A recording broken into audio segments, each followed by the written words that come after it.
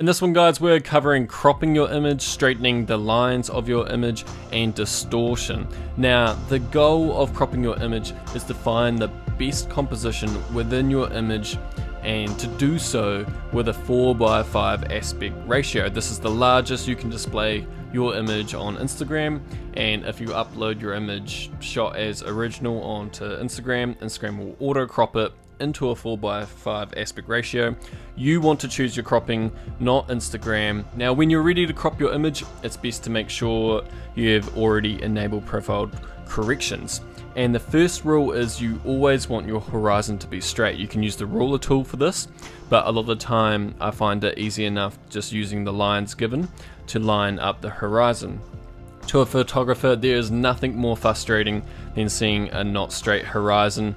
It's more noticeable than you might think if you don't correct that.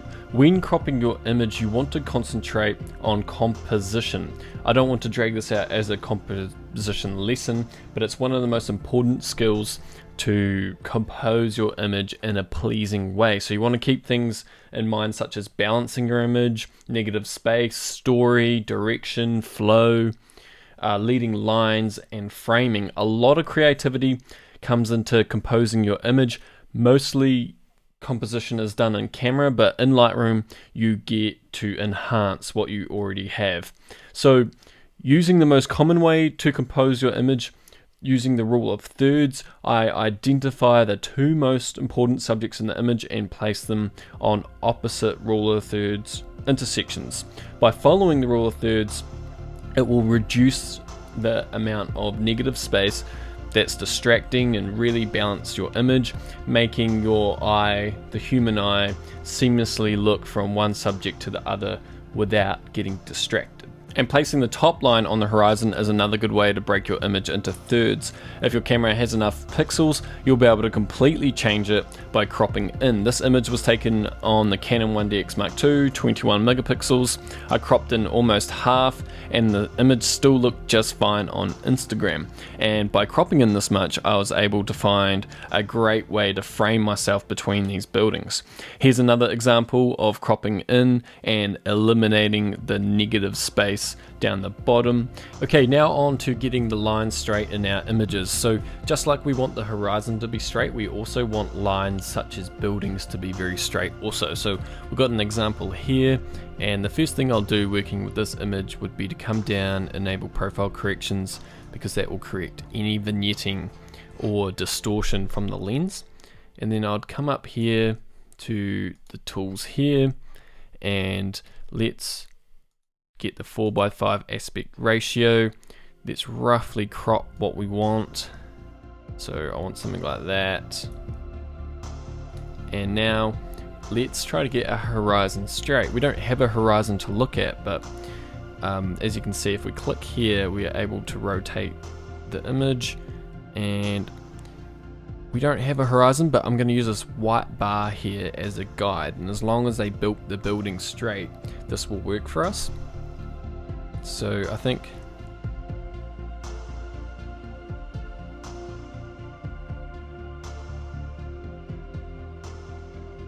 about there is pretty straight there. So we're just worried about the horizon, so the horizontal leveling of the image, and then we will come down here, and this is the other section where you can rotate your image. But as you can see, when we do it down here, we don't get those grids, and it makes it much harder to get it level.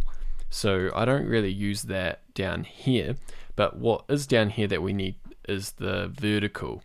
So now we want to try to get the vertical straight up and down to get our buildings straight up and down. So if you look at these lines, we just want to make sure they follow the edge of the frame. Slide. I think about there, looks pretty good. And then as you can see, we've got all this white space up here. That's because we've really distorted the image a lot. So if we just click constant crop, it's gonna, no matter what you do, it's gonna not show any of the whites outside of the image. So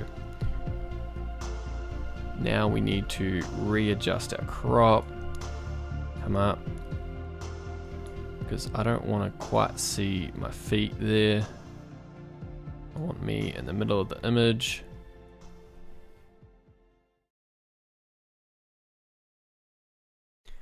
And I think that's good. And if we come back down, I'll show you guys. We move the scale, but we tick off constant crop, and I'll show you the scale. You can see we've really distorted and really changed that image.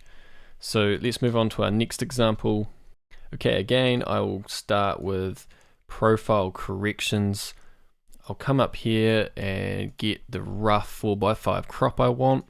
I sort of know I want me on one of the rule of thirds, and then this building is the other subject that looks quite what is important to this image. So I'm going to make sure I try to include all of that, and then all these lines sort of act like leading lines from me to the other subject.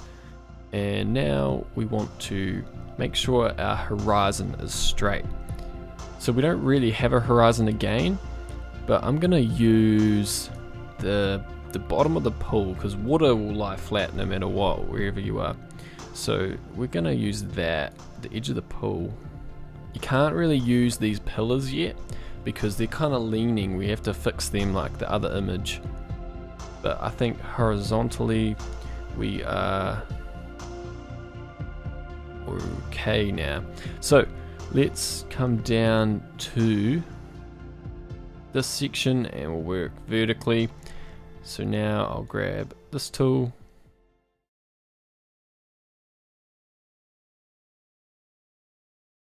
And just look for an edge that can be really helpful.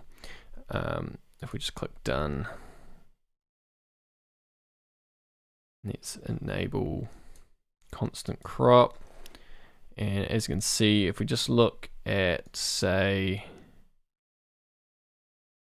even if you just use this building here, for example, or one of these lines on this building right near the edge of the frame, you can get it nice and straight.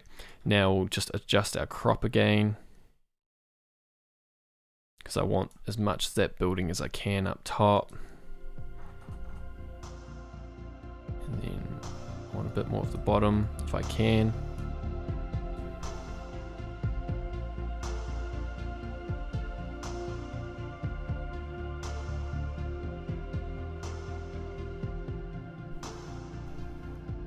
And I think that looks really good. And again, if I just tick off constant crop and I just scale out, you can see how much we've really changed that image. And then just go back in, and all our lines are nice and straight, and the horizon is nice and straight there. Okay, moving on. Okay, now we're on to distortion. So we've got an example here of a portrait that was shot at 33mm, and anything around 35mm, anything lower than 50, you'll start to get distortion to the face and things like that if you shoot people quite close. So what distortion does is it sort of will make you have a big nose or something at this angle. So if I come all the way down, I just make sure I enable profile corrections. They'll correct some vignetting, maybe a little distortion. If I've come to manual, there's the distortion slider here. And if I slide this all the way to, say, 60, and then if I have constant crop turned on, it will automatically zoom in. And now it has turned that 35mm or 33mm into more of a 50mm look. So I don't have any distortion to my face, but we have had to crop in a bit. So yeah, and as long as you don't go too far, it won't be very noticeable. And you can also do this in the opposite way. So if we go to our next example, so in this one I'm trying to make the room look really big and grand, and what you can do with the distortion slider is do that again, but we won't go as far. We'll go to about, let's say, 15 or 20. And what they'll do is just make the room look a little bigger. It was shot at 16mm, and we're making it look maybe a bit closer to 14mm, making it look nice and big. But what you want to watch out for is if you're using it for indoor shots is you're going to start to curve your edges, and you don't want that. You want your edges very straight. But if you are subtle with it, maybe only keep it to 10 or so, or if all your lines are leading to the middle of the image, it won't be as noticeable. So you can go about 15 and it will make your image look a bit more grand, but just keep an eye on those straight edges that it might become too noticeable. So if we try it on this image, you can see that we can make it look like it was shot a bit more on like a 14mm constant crop, but as you can see, it's starting to bow those lines. So you either want to keep it subtle or not use it at all. And this also works really well for landscape shots where there are no straight edges. You can make your lens look much wider. Okay, that wraps up this tutorial, guys. We went over cropping the image, straightening our lines, and working with distortion. Hopefully you guys learned something in this one. Comment down below your questions, and I'll see you guys in the next one.